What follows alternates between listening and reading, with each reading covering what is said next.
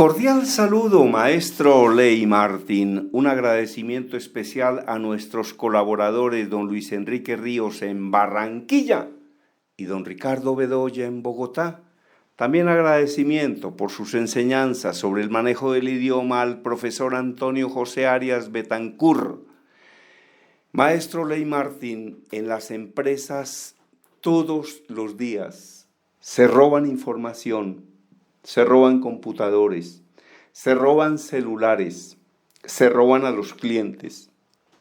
Y es curioso, pero en muchas empresas los robos no son de personas que vienen de fuera de la empresa, sino de personas que están dentro de la empresa. En una oportunidad me contaron en una reunión de poligrafistas una historia.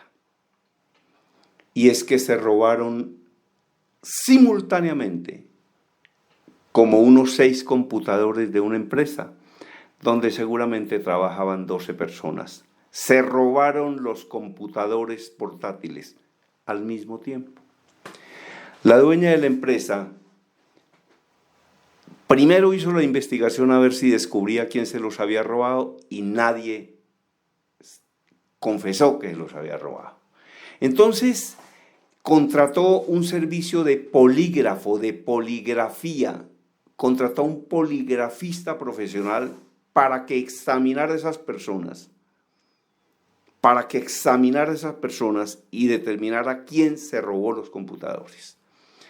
El poligrafista llegó a entrevistar a esas personas y de los 12 que examinó, ninguno reaccionó como culpable del robo de los computadores.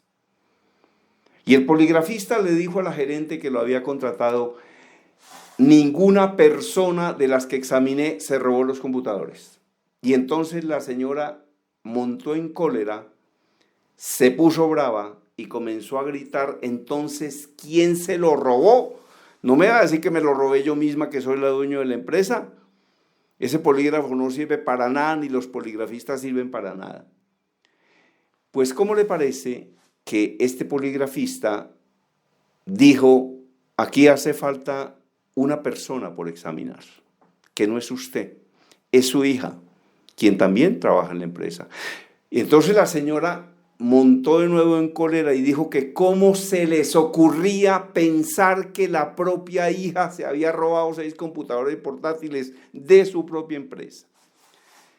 Pero sin embargo, para descartar esa posibilidad, dijo: pues entonces que se someta la hija al examen de poligrafía, insultó al poligrafista. ¿Y cómo le parece que cuando el poligrafista hizo el examen, la hija de esa gerente era la que se había robado los 6 computadores? Cuando el poligrafista le presenta la información a la dueña de la empresa, la gerente general, la presidenta, etcétera, le dice: la persona que se robó los computadores fue su hija. Y la hija estaba ahí. Entonces la hija comenzó a llorar y confesó que ella se había robado los computadores. La pregunta es: ¿y por qué los había robado? Porque ella tenía un novio al que amaba mucho. Ese novio estaba viviendo en la casa de la propia suegra, es decir, en la casa de ellos. Tuvo dificultad con la niña y con la suegra, y la suegra lo echó. Entonces este se tuvo que ir y no tenía ni cómo vivir, y la hija, que amaba al tipo, lo que hizo fue robarse los computadores para venderlos y que él tuviera plata para sobrevivir.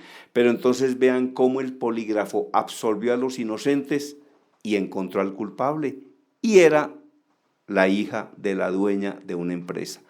Estoy con Jonathan David Segura Rodríguez, poligrafista profesional. Además tiene estudios en otras áreas: técnico electricista, tecnólogo en electrónica instrumental industrial, pero poligrafista profesional del Latin American Polygraph Institute, que tal vez es el instituto más prestigioso de enseñanza de poligrafía que hay en América Latina, o uno de los más importantes.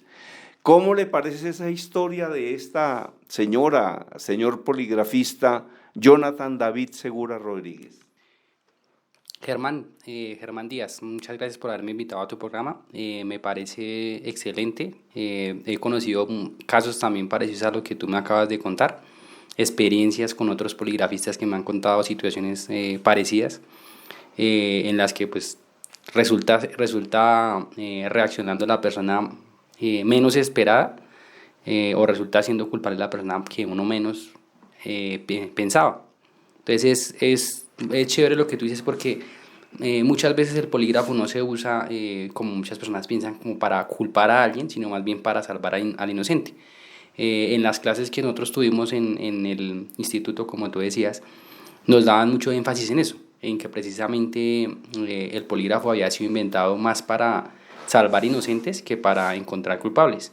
Porque precisamente muchas veces en lugares donde no hay cámaras, donde no hay registro fotográfico, donde no hay evidencia de quién sale y quién entra, es más difícil aún saber quién puede ser el culpable o el inocente de un caso como lo que tú acabas de decir.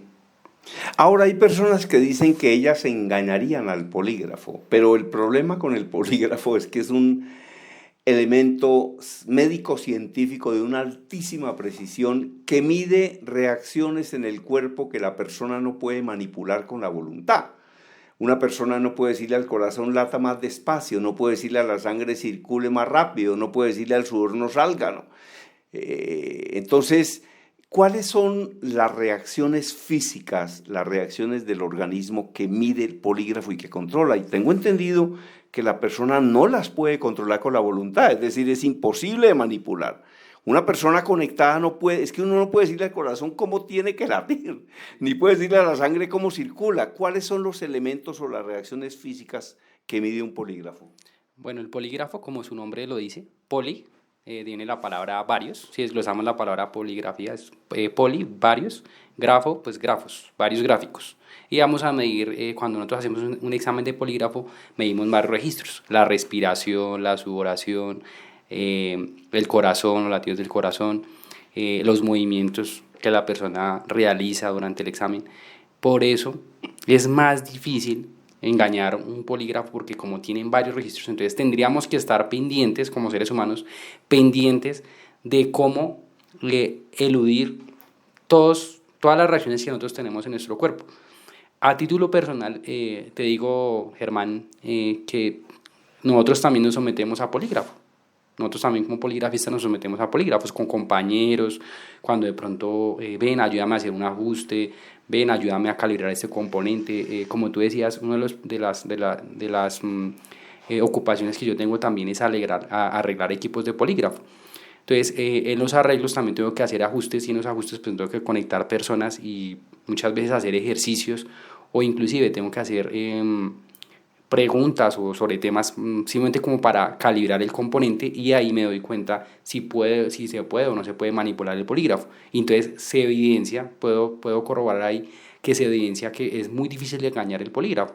O sea, yo mismo, con esos 9 años de experiencia que tengo, intentado de pronto, venga, vamos a ver cómo se hace, si puedo hacer por este lado, por otro lado, y es bastante complicado. O sea, uno, por más de que uno quiera engañar un polígrafo, siempre en la mente está la verdad de la situación o de las cosas que uno está preguntando, de los temas que uno está evaluando. Ahora, una persona antes de ser conectada a un polígrafo es entrevistada. Y a la persona se le dice lo que se llama el set psicológico: usted va a ser sometida a un polígrafo, le voy a hacer preguntas, y la persona a partir de ese momento comienza a decir la verdad, porque sabe que después el polígrafo va a detectar si dijo la verdad o no. Entonces, muchas veces en esas entrevistas las personas confiesan todo.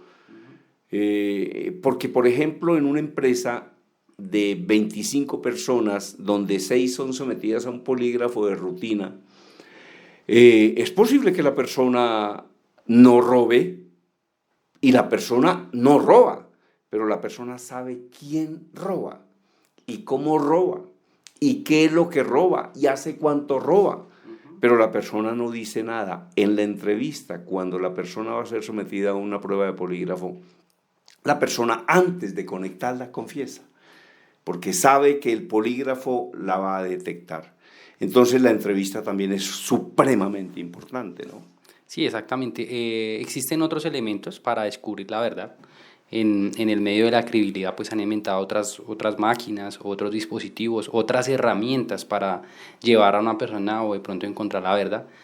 pero lo fundamental del polígrafo es que le da la oportunidad a la persona de explicar las situaciones, porque muchas veces también debemos ser humanos en ese aspecto y entender qué llevó a esa persona a cometer ese delito, ese ilícito, o de pronto cometer ese error o esa falta que de pronto ante la sociedad no está bien vista, ¿sí? Entonces podemos con esa entrevista que tú dices previa, nos permite a nosotros entender a esa persona, porque pues realmente es eso, lo que nosotros estamos es entender a las personas y como tú dices, llevar a que ojalá, ¿cierto?